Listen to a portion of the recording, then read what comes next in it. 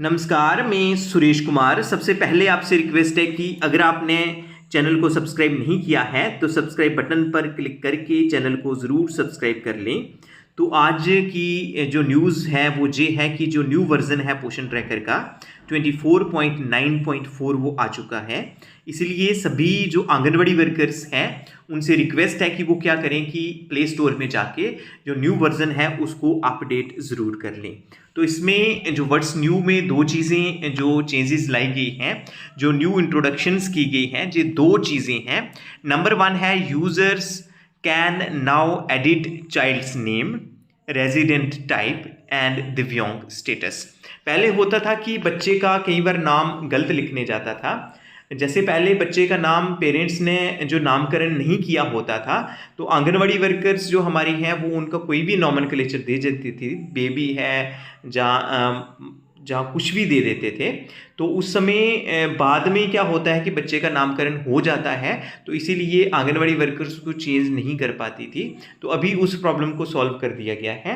अब बच्चे का जो नाम है वो आंगनवाड़ी वर्कर्स चेंज कर सकती हैं। उसके बाद रेजिडेंट टाइप में आपको पता है कि परमानेंट है या टेम्परेरी है, वो भी आप चेंज कर सकते हैं। और जो दिव्यांग स्टेटस, ये एक बहुत बड़ी प्रॉब्लम आ रही थी आंगनवाड़ी वर्कर्स को। कुछ एक इवन ये भी कह रहे थे कि हम डीएक्टिवेट करके बच्चे को दोबारा से ऐड करें या क्या करें। तो अब जो दिव्यांग स्टेटस है वो आप यस और नो लिख सकते हैं। उसके बाद जो सेकंड चेंज है वो है लोकेशन रिक्वायर्ड फॉर अपार आईडी क्रिएशन इज डिसेबल्ड। जैसे कि आप जानते ही हैं कि जो अपार आईडी है वो किन की बनती है, वो 3 से लेके 6 साल तक के बच्चों की बनती है। तो उसमें जैसे ही आप अपार आईडी की क्रिएशन करते हैं उसमें जो लोकेशन रिक्वायर्ड जो लोकेशन था उसको ऑन करना पड़ता था। तो अब उसको डिसेबल्ड कर दिया गया है। दैट मीन्स कि उसमें लोकेशन को आप ऑन ऑफ करके भी जो अपार आईडी की क्रिएशन कर सकते हैं। तो 2 मिनट के लिए हम पोषण ट्रैकर में ही चलते हैं। जैसे ही हम पोषण ट्रैकर में चलते हैं तो आप देखते हैं कि नंबर 1 की बात करते हैं। फॉर एग्जांपल ये जो बच्चा है सबसे पहले है अनवर अली। इसकी जो पीछे वाली साइड जो जहाँ पे सर्कल दिख रहा है, जो गोलदारा सा दिख रहा है, इस पे हम क्लिक करेंगे तो सबसे ऊपर है अनवर अली के सामने जो एक पेन टाइप दिखाई दे रहा है, इस पे जैसे ही हम क्लिक करेंगे तो इसका अगर नेम जब नामकरण अगर बाद में हुआ हो, तो अगर बच्चे का नेम चेंज हुआ हो, पेरेंट्स ने चेंज किया हो, तो हम जहाँ पे एडिट कर सकते हैं, जहाँ पे बच्चे का नाम लिख के उसको सबमिट कर सकते हैं। नंबर 2 जो चेंज है, ये पहले ही था नेम इन लोकल लैंग्वेज, अगर आप चेंज करना चाहें तो ये लिख सकते हैं। ये न्यू चेंज नहीं लाई गई है। उसके बाद रेजिडेंट टाइप की बात कर रहे थे। इसमें 2 टाइप के होते हैं। रेजिडेंट टाइप कौन सी है जी, एक परमानेंट होता है और दूसरा टेम्परेरी होता है। अगर गलती से कई बार जो टेम्परेरी बेनिफिशरीज हैं उनको परमानेंट लिखने गया होता है तो उस केस में आप चेंज कर सकते हैं। अब ये जो प्रोविज़न दिया गया है इसमें आप चेंज कर सकते हैं। उसके बाद जो थर्ड चेंज लाई गई है इसमें है चाइल्ड डिक्लेयर्ड दिव्यांग।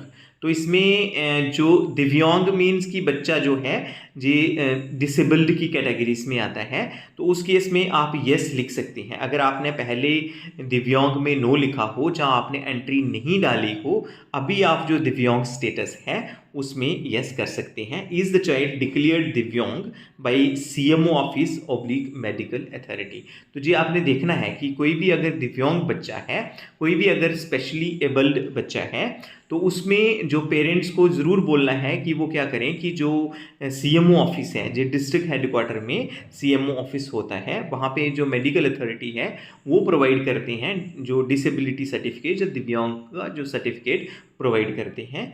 तो वहाँ पे UDID कार्ड वगैरह भी बनता है। उनको कहना है कि बच्चे का कार्ड ज़रूर बना लें, क्योंकि उसमें अगर बच्चे दिव्यांग जो बच्चा है उसका वो कार्ड बना होगा तो उसमें जो सरकार की तरफ से सुविधाएं वगैरह मिलती हैं वो बड़े आराम से जो मेडिकल फैसिलिटीज़ हैं वो भी मिल सकती हैं। उस बच्चे को स्पेशल पेंशन वगैरह भी दी जाएगी, स्पेशल केयर दी जाएगी। इसलिए जो UDID कार्ड है वो ज़रूर बनाना है। तो आप उनको ये जो पेरेंट्स हैं उनको ज़रूर बोलते हैं कि वो क्या करें कि CMO ऑफिस में जाएं और वहाँ से जो सर्टिफिकेट वगैरह वगैरह है वो बना लें, जो UDID कार्ड वगैरह है वो ज़रूर बना लें। तो जब वो बना लेंगे उस समय आपने जहाँ पे यस लिख देना है। अगर आपके एरिया में जहाँ आपकी जो पोषण ट्रैकर में कोई दिव्यांग बच्चा है, उस केस में आपने तभी एंट्री डालनी है जब जो पेरेंट्स हैं उस बच्चे का सर्टिफिकेट ले आएंगे। जहाँ पे इसीलिए मेंशन किया गया है, is the child declared divyang by the CMO office oblique medical authority, कि जो बच्चा है वो CMO ऑफिस से या मेडिकल अथॉरिटी से जो दिव्यांग डिक्लेयर किया गया है या नहीं किया गया है, जब वो डिक्लेयर होगा हमने तभी जहाँ पे क्लिक करना है। तो ये जो फर्स्ट चेंज है यही लाई गई है।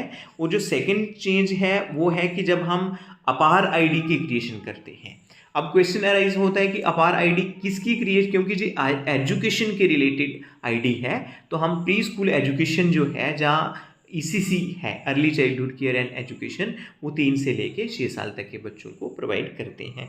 इसलिए जो अपार ID बन रही है वो किन की बन रही है, वो 3 से लेके 6 साल तक के बच्चों की बन रही है। आपको पता है जब भी अपार ID बनाते हैं तो उसमें क्या करना होता है, उसमें जो बच्चे का जब आप अपार ID बनाने लगते हैं उसमें जो लोकेशन है, लोकेशन को आपने ऑन रखना पड़ता है। तो आपने कई बार अगर लोकेशन ऑन ऑफ हो तो वहाँ पे शो करता है कि आपकी लोकेशन ऑफ है, इस लोकेशन को आप ऑन कर लें।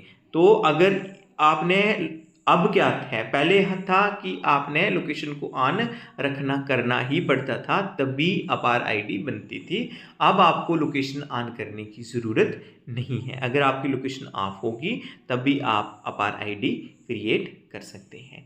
साथ ही साथ जो आंगनवाड़ी वर्कर्स हैं उनसे ये रिक्वेस्ट है कि जो आभा IDs हैं और अपार IDs हैं वो बहुत कम आंगनवाड़ी वर्कर्स ने जो बहुत कम बनाई हैं, इन पे प्रॉपर फोकस करना है। और आपने जितने भी बेनिफिशरीज हैं, जो आभा IDs हैं, इसको कंफ्यूज नहीं करना है। अपार IDs 3 से लेके 6 साल तक के बच्चों की बनेगी, और जो आभा ID है वो सभी जो बेनिफिशरीज हैं उन सभी बेनिफिशरीज की आभा ID बनेगी। अगर नहीं बनी हुई है तो, अगर बनी है तो वेल एंड गुड, अगर नहीं बनी है तो आपने सभी जो बेनिफिशरीज हैं उनकी आभा ID बनानी है। और जो अपार ID है वो 3 से लेके 6 साल तक के बच्चों की बनानी है। तो आज के लिए इतना ही था। धन्यवाद।